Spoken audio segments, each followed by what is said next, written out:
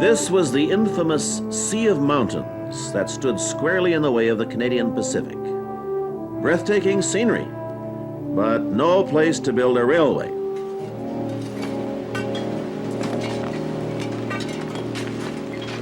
And yet, by the time the CPR had been formed in 1881, thousands of men had already been at work here in the Fraser Canyon, trying to build a government's line from Pacific Tidewater inland along the Fraser River. And that would mean 60 miles of the most difficult and costly railroad construction on the continent.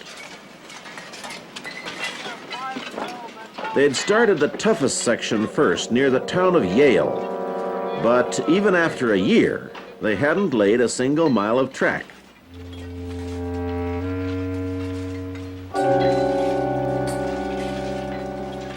There were men working here from all over the world, but the local Indians were by far the most fearless when it came to work on the cliffs, trying to set the charges for the endless blasting.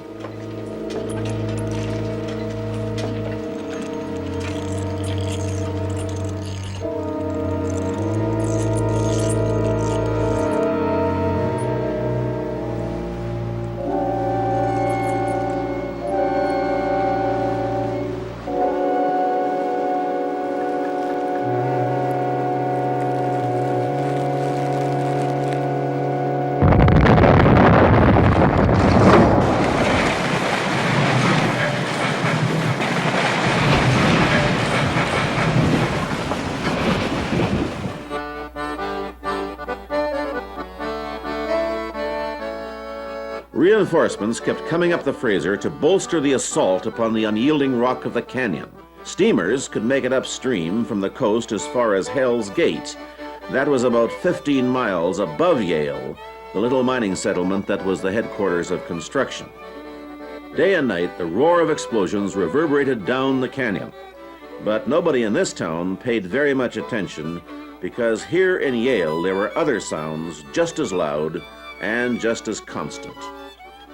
Chattering coolies, painted women singing in the saloons, raucous drunks, the music of saw and hammer and harmonica and fiddle, the continual rattling of wheels over stones, and the smells: fresh salmon, rotten salmon, fresh sawdust, blasting powder, tobacco smoke, French perfume, human sweat.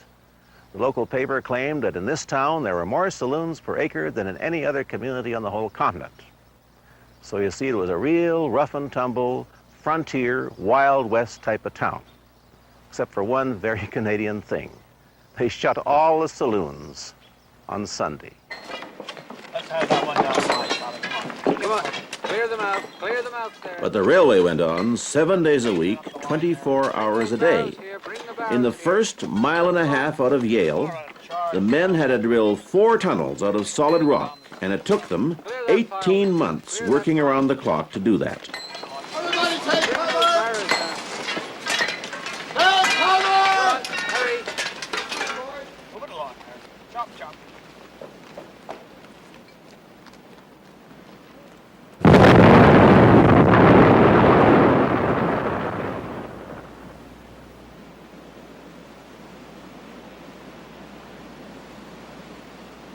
All right, everybody, back to work. Back to work. Come on now. Gotta get going today. Clear them out today. This impossible project was the responsibility of a dapper young American contractor named Andrew Onderdonk, a man who was remarkable by being, in a sense, unremarkable. He seemed totally out of place in this rugged and raucous frontier construction camp. But the imperturbable Onderdonk was not the only remarkable figure in these mountains in the spring of 1881. There was a surveyor, Major A.B. Rogers. Both were Americans, and both were new to the mountains. But there the resemblance ends. Onderdonk was modest, unassuming, even-tempered, good organizer, reasonably considerate of the Chinese he'd brought in for cheap labor. Rogers was intolerant of non-whites. He was argumentative, he was obsessively ambitious, he was impatient with almost everybody he met up with. Two very different men.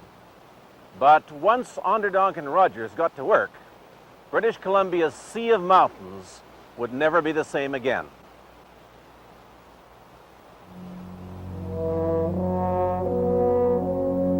The Major and his favorite nephew, Albert, were in Kamloops about to embark on a search for a pass through the Selkirks. And here, Major Rogers set about hiring Indian packers in his own unique way. Blue Jesus. Uncle? Father, I want a word with you. It's about these Indians I'm going to take with me. Hope they can work half as good as they can eat.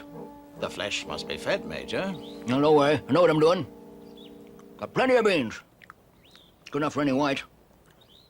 Too good for them. Besides, we'll be able to pick up what we want as we go along. Should be something to hunt. If I can just get these good-for-nothing brutes to go hunting. Yeah.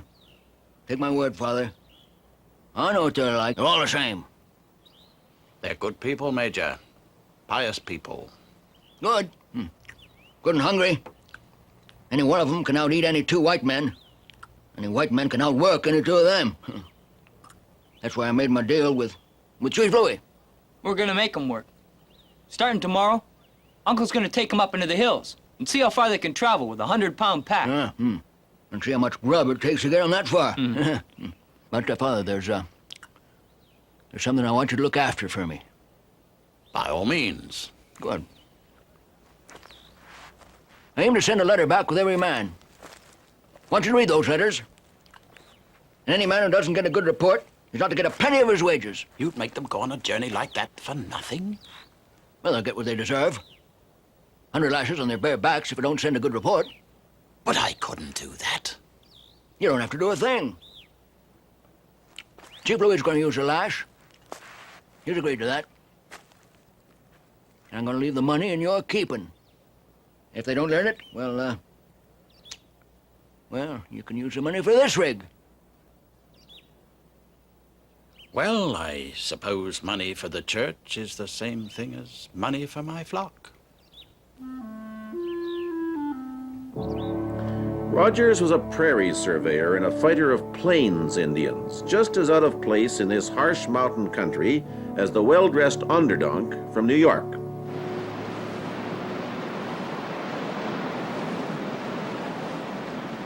The party headed inland from Kamloops on April 29, 1881. And 2 weeks later, they built a raft to float them down the turbulent waters of the Columbia River to their destination in the Selkirks. Will we sink? Sink! Of course they won't sink. But they're afraid. I don't give a damn. Don't pay them good wages and take them on a Sunday out and up the river. Cut the rope.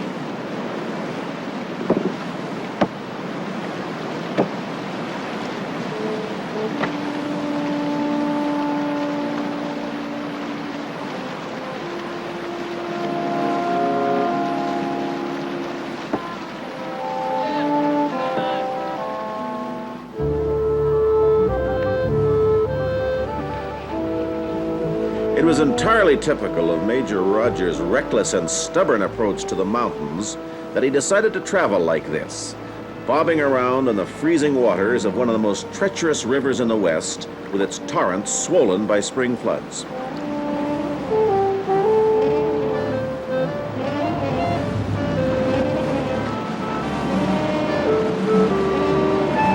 Uncle, it's a whirlpool! Hold on! I can! Uncle! Now, good.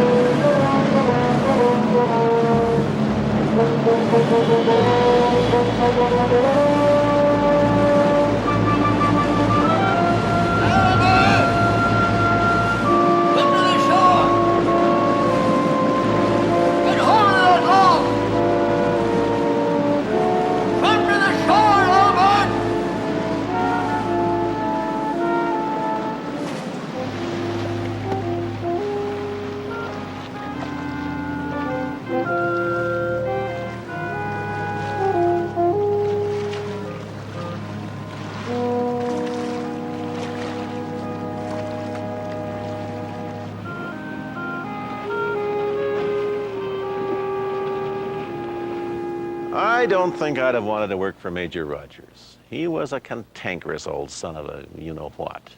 He was 52 years old, and he was as frisky as a teenager, and they said that beneath that rough exterior there beat a sentimental heart.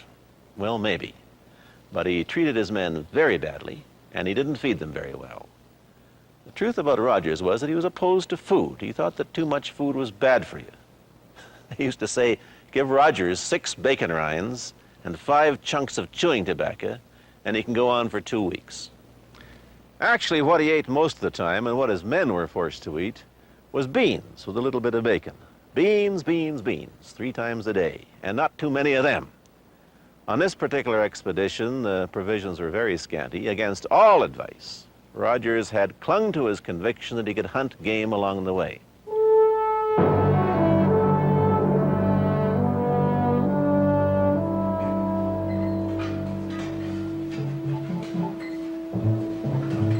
Over on the Fraser, Onderdonk's men were barely moving ahead. The blasting itself was painfully slow, and even when the big Ingersoll drills were used in the tunnels, it was impossible to move more than 6 feet a day. Without the Chinese, I don't think that Onderdonk could have done it. When he began work along the Fraser, there were maybe 35,000 white people in all of British Columbia, but he would need close to 10,000 able-bodied men. And so he followed the example of his American railroad colleagues and imported Chinese coolies. They were provided with pretty good food, but too many of them preferred to subsist on rice and stale salmon, and that meant scurvy, to add to the hazards of construction. All right, you men, back to work. Come on, men, clear out of here. Get these men back to work. Get out of here. What happened here?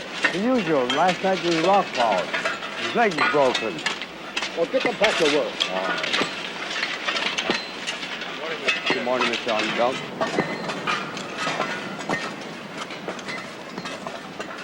Onderdonk had good reason to respect his Chinese laborers. They were good workers, they took care of themselves, set up their own camps, and they carried all their belongings on their backs. So gangs could be moved swiftly, a lot faster than the white gangs with their more complicated living arrangements. And best of all, of course, each Chinese worker was only paid $1 a day, which was less than the wages of the white men.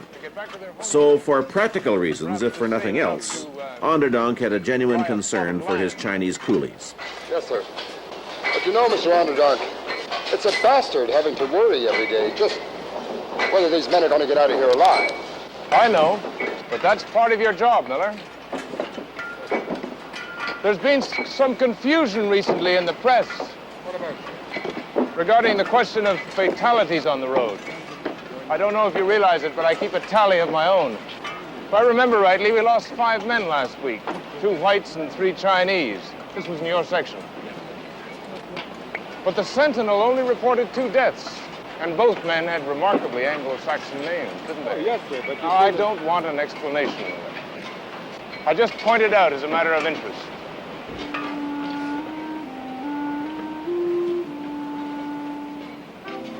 History has catalogued Onderdonk's achievements, including San Francisco's Great Seawall.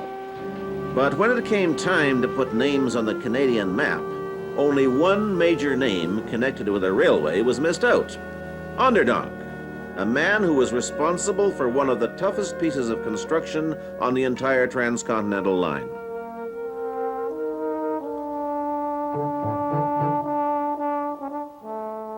One of his big problems was the presence of the old Caribou Road, that crazy and unbelievable highway cut right into the cliffs. It had been built during the Caribou Gold Rush, but now the railway had to blast its way upstream without disrupting the Caribou Road traffic.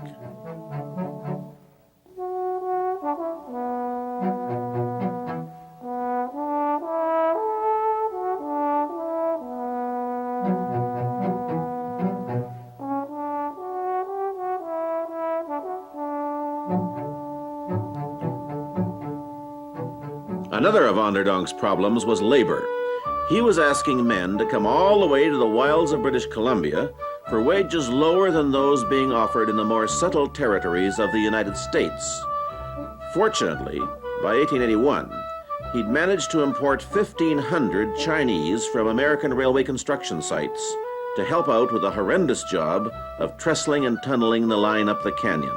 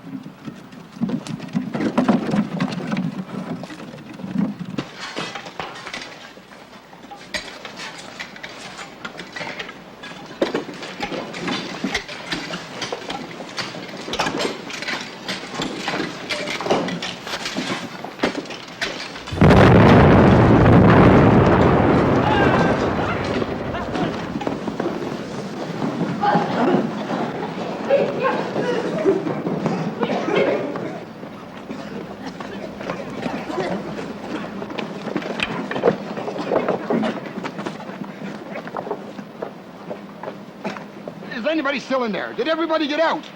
Well, go back and find out. You, back in there. Men hurt. Hurry. Oh, leave the bastards. Nothing will move them now. Come on.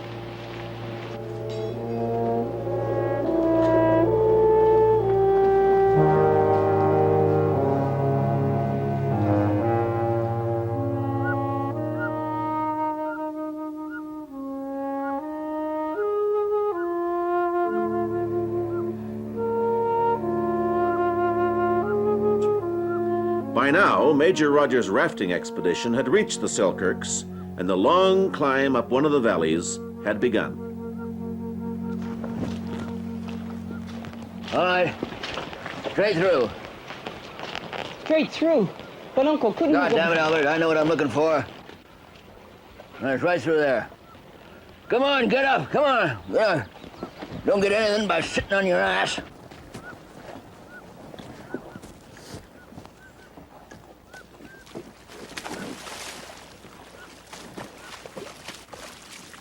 This was the lower section of the valley of the Illecillewaet River, whose smoky waters raced down the western slopes of the Selkirks, heading for the Columbia. 10 years before, one of Walter Moberly's surveyors had forced his way through these same beaver swamps, but he had been unable to make it across the summit of the Selkirks, let alone find a feasible pass for the railway. Major Rogers had read the diary chronicling the hazards of that earlier expedition, but that had not stopped him.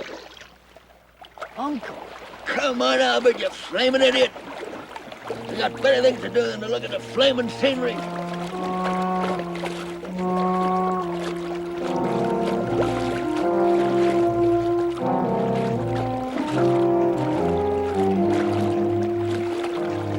A lot of people wondered why this prairie Indian fighter had been hired for a mountain survey. Well, Major Rogers was the toughest and the stubbornest and the most ambitious surveyor around. If anybody could find a way through the Selkirks, he could, especially with the reward the CPR had promised him.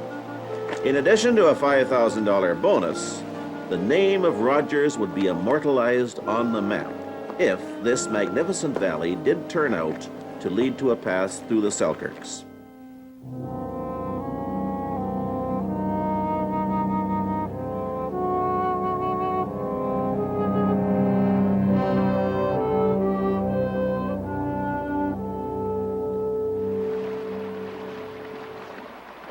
The slow progress up the Illecillewaet meant crossing and recrossing the foaming waters on natural bridges of snow that arched above the torrent. Watch those backs.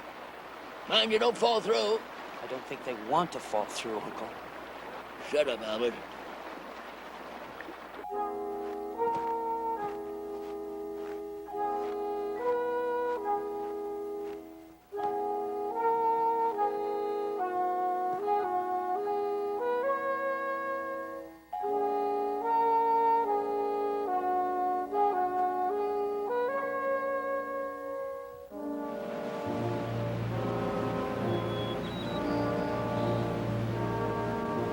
Contrary to the Major's expectations, they found practically no game to hunt, and they were growing hungrier and weaker and colder by the day as they climbed higher up in the valley.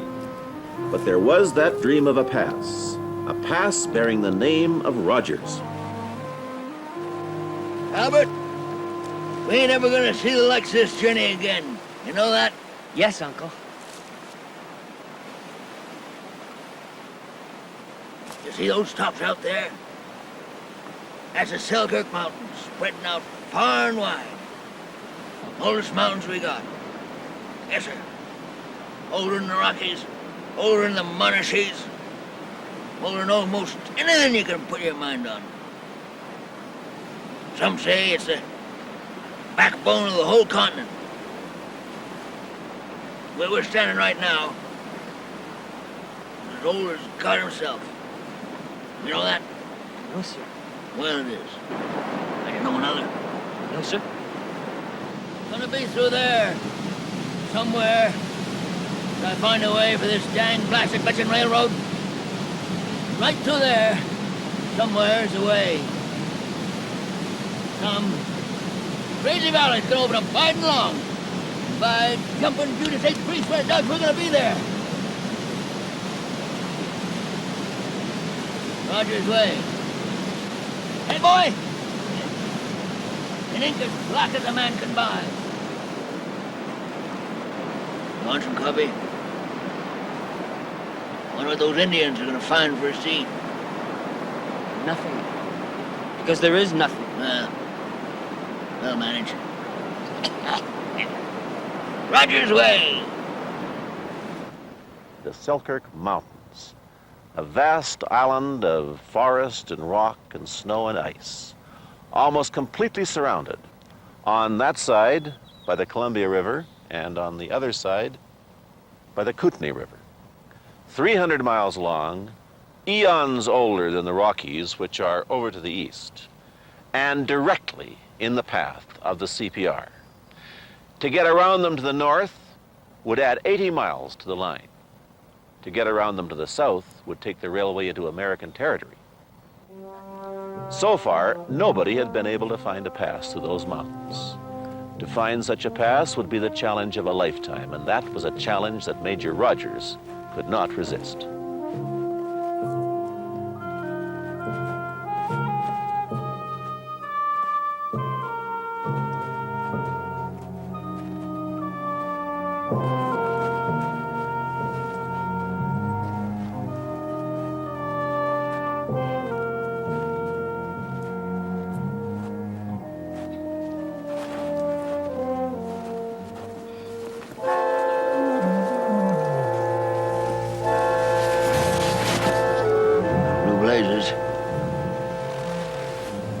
Hope the provisions are gonna be all right.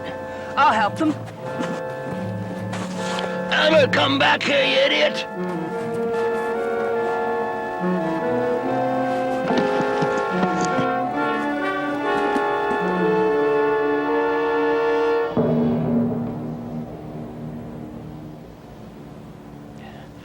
You're all right. Come on, Albert!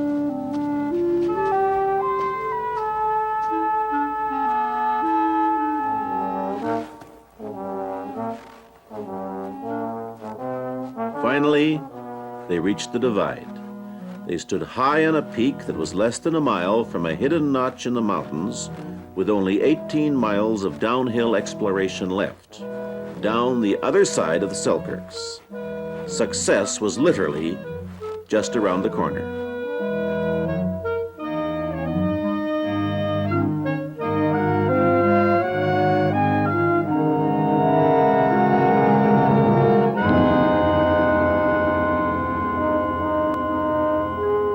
Numb with cold, exhausted by the climb, and almost completely out of food, they were faced with a difficult decision: to risk going on or to turn back, to gamble that this might be the pass, or to give up all hope of finding it in that season of 1881.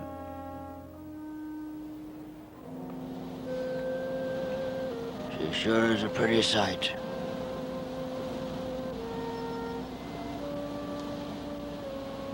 It ain't right to come so far and be wrong. Not to come so goddamn far.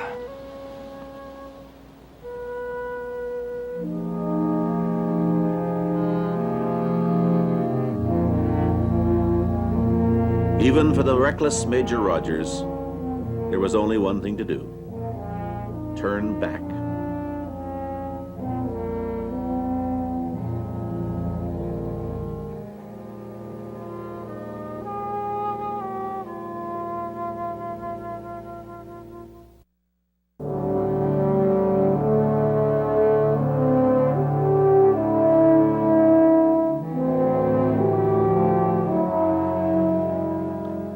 By the spring of 1881, every pass in the Rockies had been explored, surveyed, reported on, and argued about. Every pass except this one, the Kicking Horse. Now, after his bitterly disappointing experience in the Selkirks, Major Rogers decided to come here to see if this was how the CPR's new southern route might get through the Rockies. The Selkirk Divide is only 50 miles to the west of here, but the old Major had to travel 500 miles in a great semicircle just to reach this point. His survey crews had come up from Montana, and when he met them, they were camped over in the Bow River to the east of here. But there was one thing wrong. His young nephew Albert was missing.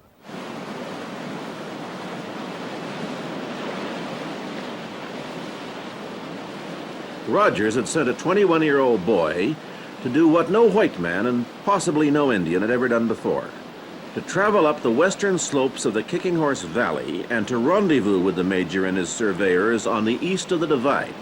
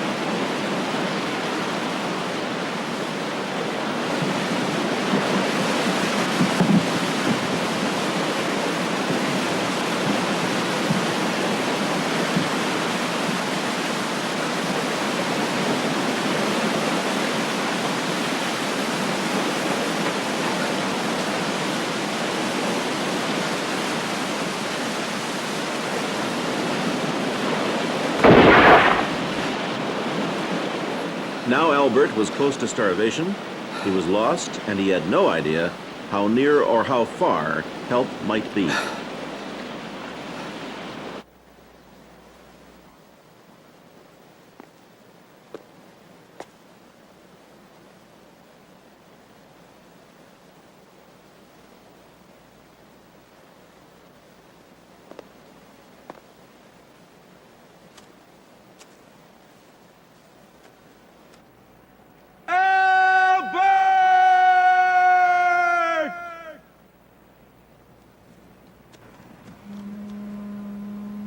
One of the men Rogers had sent out to look for his missing nephew was only 22 himself, a farm boy from Ontario, Tom Wilson, the man who would later discover Lake Louise.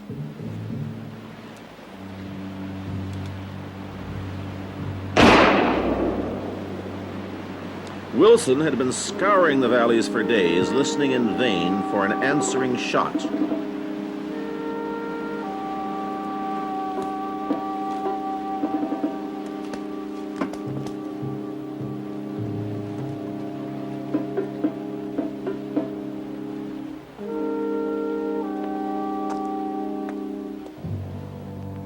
By now, the Major was frantic. None of his search parties had found any trace of Albert, and as far as he knew, the boy could be anywhere in that great expanse of mountain wilderness.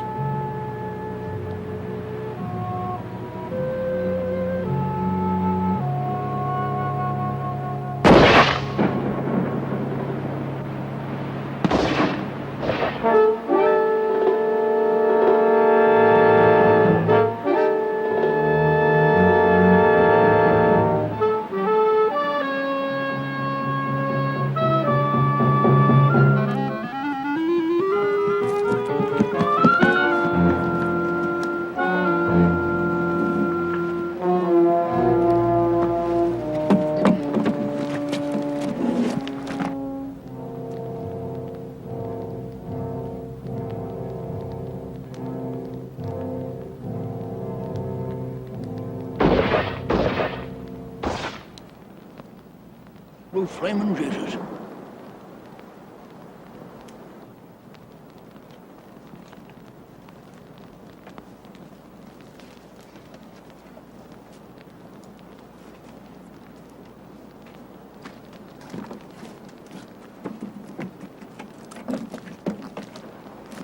So you got back, did ya?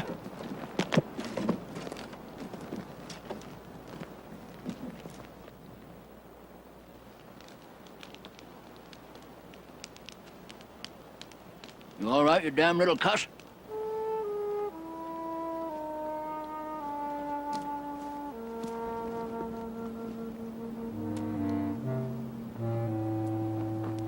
Not much of a welcome. But then Albert knew his uncle pretty well, and he probably didn't expect much more. With that ordeal over, it could be said that the Kicking Horse had been explored after a fashion, and so the men got down to business. Rogers began to survey a trial line through the Kicking Horse Pass.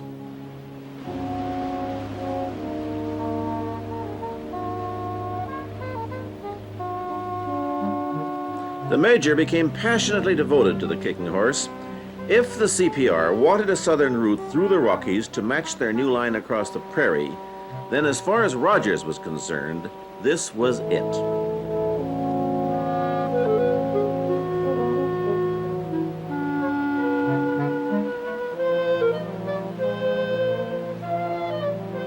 He abandoned exploration of other passes in the Rockies and spent the rest of the season right here. He'd be back in the mountains next year, 1882, to tackle the Selkirks once again, to try to prove the existence of that elusive Rogers Pass.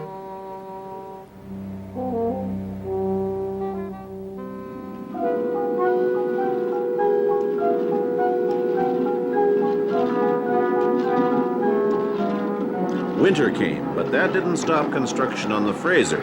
Onderdonk had to keep his men hard at it all year long.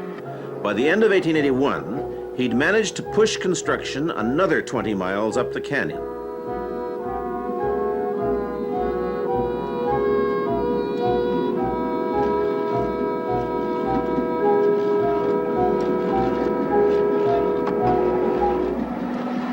And by 1882, there was a brand new Yale. The old one had burned down in one of the disastrous fires that kept virtually destroying the town during its 3-year joyride with the railwaymen. And there were more Chinese. During the winter, Onderdonk had chartered 2 sailing vessels to bring 1,000 coolies each from Hong Kong. By the end of the year, he would have brought in 10,000.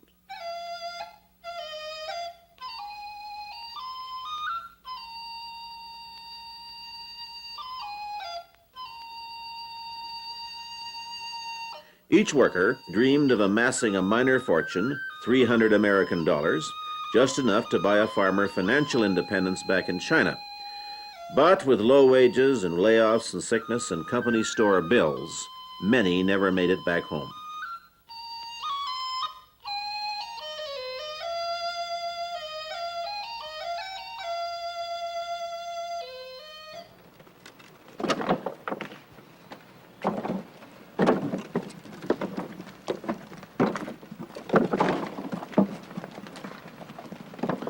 It was dangerous work, and the white foreman didn't always treat the coolies with the same consideration they gave to other navvies. Every Chinese crew had a bookman who kept track of payments, and if the men thought they'd been cheated, or if it seemed that a foreman's carelessness had caused an accident, the Chinese could and did become violent, as we know from news reports of specific incidents.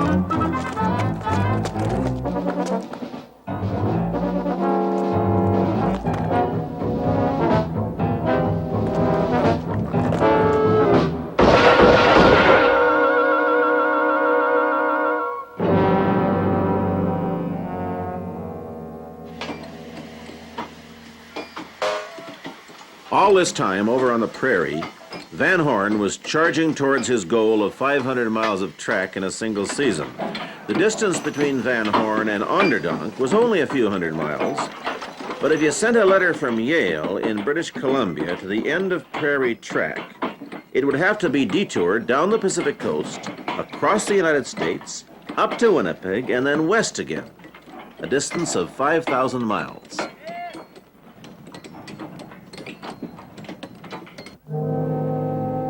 The greatest barrier between the two groups of track layers was still the Selkirk Mountains. And in 1882, Major Rogers tried once again to find his pass, but this time from the other side. Down there is the Beaver River on its way to the Columbia to mingle with water from the Rocky Mountains. Rogers tried to make it up this valley, but probably to nobody's surprise but his own, he had to turn back because he ran out of food. All the same, in July, he was at it again, struggling up the canyons of the Beaver. God damn. Don't touch this devil's club. You get blood poison. You hold us up for days.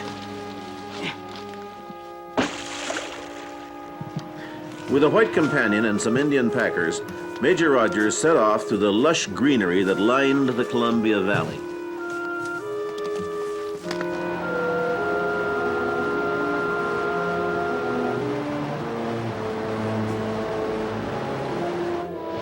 Raymond Skiddas. Never seen worse. More like, look at these bites. More like carrying around 2 pieces of liver than having a pair of ears.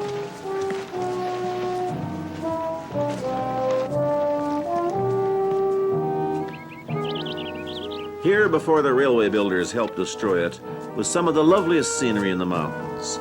Tangles of berry bushes and carpets of ferns, with the peaks of the Selkirks rising above it all.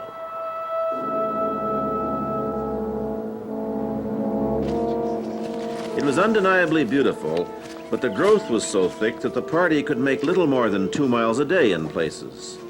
Then, after almost a week, they were finally getting close to the summit of what might be the pass.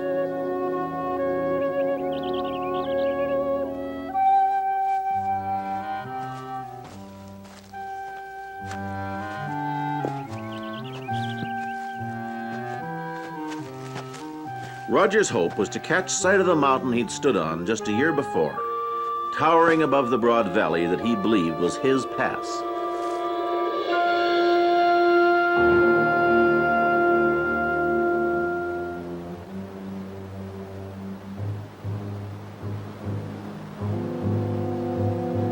By now, they were moving slowly up the Bear River, a tributary of the Beaver.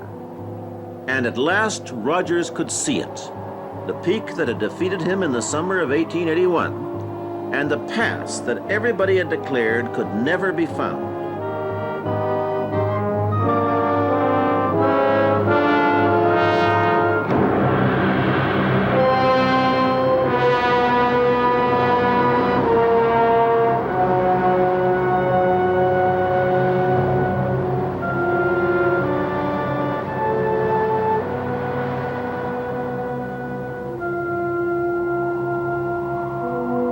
If anything was said in that moment of discovery, it was not recorded.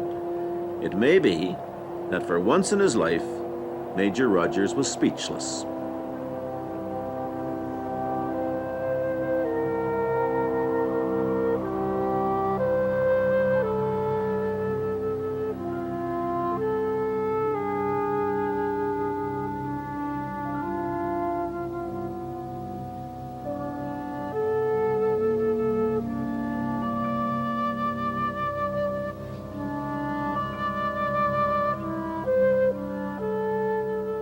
So Major Rogers had succeeded where everybody else had failed. And he'd done what a lot of people had said was impossible. There was a way through the Selkirks, and its discovery would make him immortal. Behind me is the broad peak on which he'd stood 1 year before. They call it Avalanche Mountain. Other mountains would be named after famous Canadians. There's Mount Tupper over there. And behind Avalanche Mountain, Mount McDonald. And over in the distance, a peak that would be named for Rogers himself. So now Rogers could let the world know about his discovery, and he could also collect that $5,000 check, which, to the annoyance of both Van Horn and the CPR's accountants, he insisted on framing and hanging on a wall. He did eventually cash it, but the important thing to Major Rogers was that from its discovery in July 1882, this would be known as the Rogers Pass.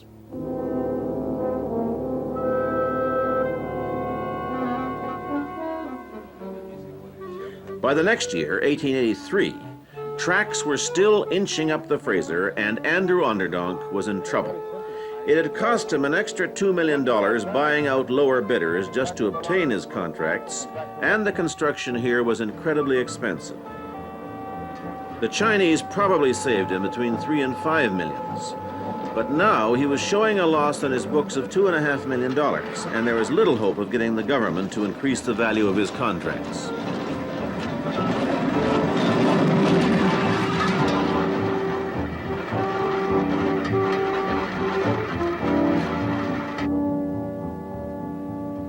In desperation, Onderdonk hired a man who would help turn chaos into order and loss into profit on the Shield and on the prairie, Michael Haney.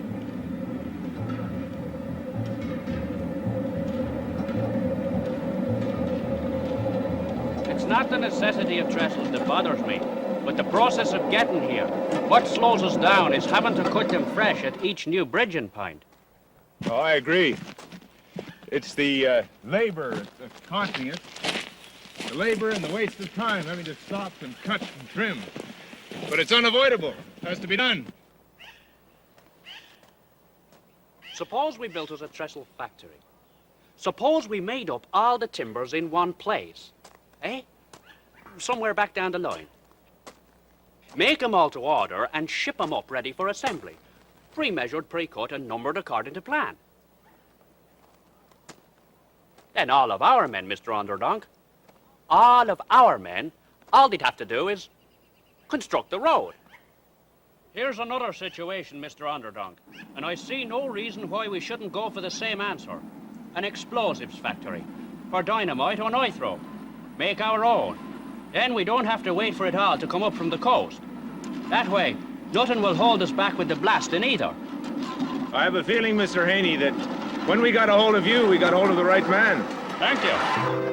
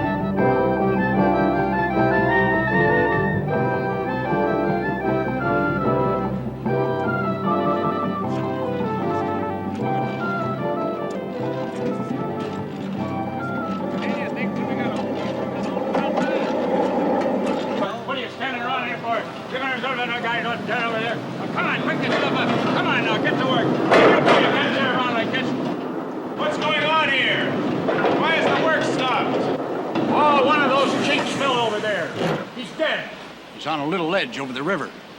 And the rest of them won't do an inch of work in the presence of their dead. Can't you move the body? We can't get down to it. It's stuck on the ledge. What do you propose to do about it? We can't have all these men standing around while we wait for the body to disintegrate. Well, that Indian over there says he can move it for $10. I tried to make a deal with him, but he won't budge on the price. And besides, it's too much. Never mind how much it is. Pay it and get these men back to work.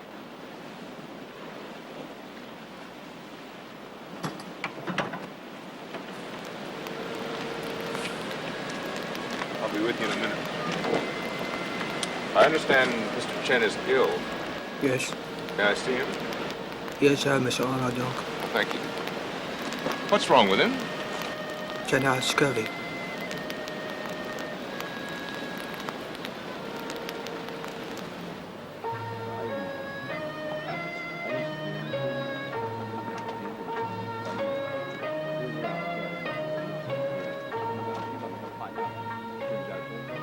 Mr. Chen.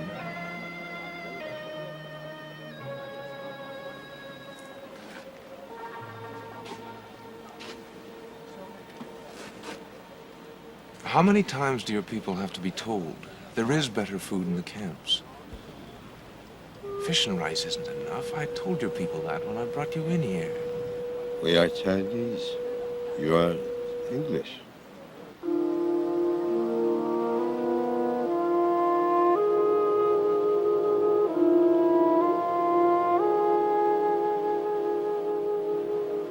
How are you being taken care of? As you can see. Oh, I see nothing. These men are ignoring you. That is so. But that is as it should be. We Chinese have our own ways.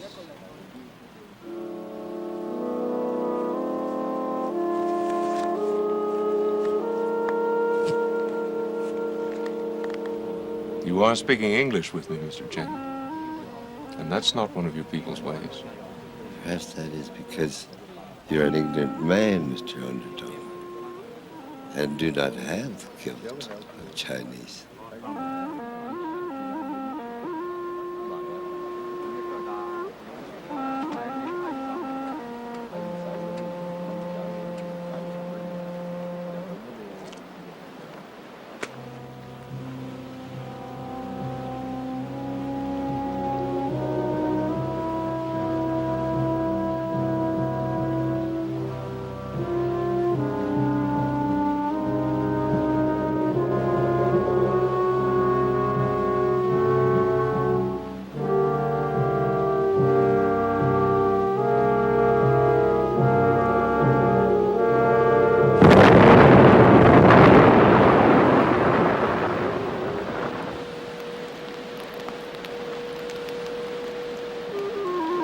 I think Mr. Chen is dying. Yes. He died tomorrow at 3 o'clock. You don't believe that, do you? I should know better.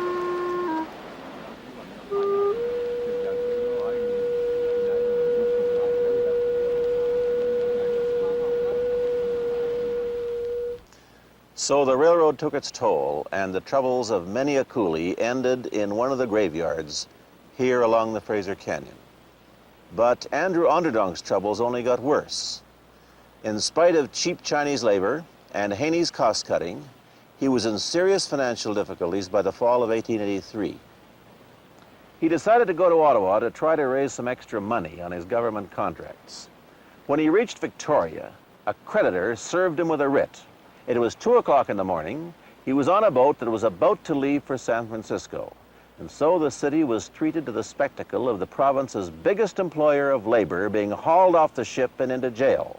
And he spent 2 hours behind the bars before his friends bailed him out.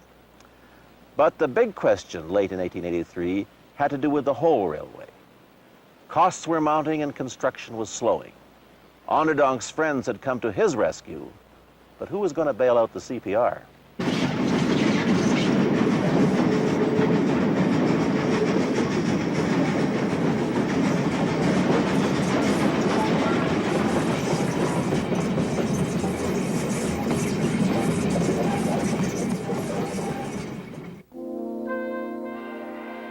Andrew Onderdonk would keep working doggedly away on his contracts right to the very end of construction. But now the CPR faced its greatest barriers, the Rockies and the Laurentian Shield. With a craggy wilderness eating up the dollars, and with funds growing dangerously lower week by week, there were desperate days ahead.